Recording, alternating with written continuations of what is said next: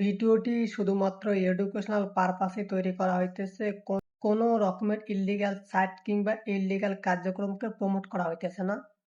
Code ছাড়া কিংবা শুধুমাত্র নাম্বার দিয়ে যে কারো ইমো অ্যাকাউন্ট লগইন করা যায় কিনা, যদি লগইন করা যায় তাহলে কিভাবে করবেন এবং এটা রিয়াল নাকি ফেক এই বিষয়ে আমি বিস্তারিত আলোচনা করব।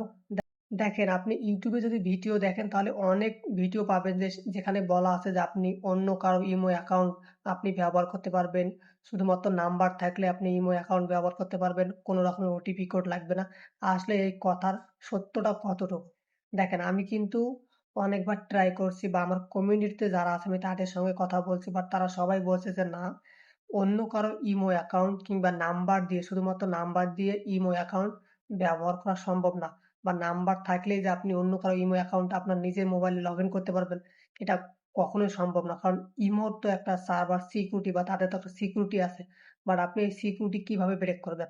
তা আপনি এইসব ভিডিওগুলো দেখতেছেন, এইসব ভিডিওগুলো ফেক ভিডিও বা এখান থেকে আপনি কখনোই বা সহজে এরকম কাজ করতে পারবেন না। বাট আপনি শুধু ভিডিও দেখে নিজের সময়গুলো নষ্ট করতেছেন এবং ইল্লিগাল ভাবে আপনি কোনো কিছু করতে চাইতেছেন। বাট এটা সম্ভব না।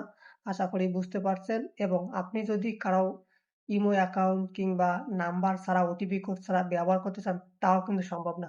আশা করি বুঝতে পারছেন এবং এই ভিডিওটি শুধুমাত্র এডুকেশনাল পারপাসে তৈরি করা হইতেছে। ধন্যবাদ ভিডিওটি শেষ পর্যন্ত দেখার জন্য। যদি ভালো লেগে থাকে তাহলে প্লিজ লাইক করে শেয়ার করে দিবেন।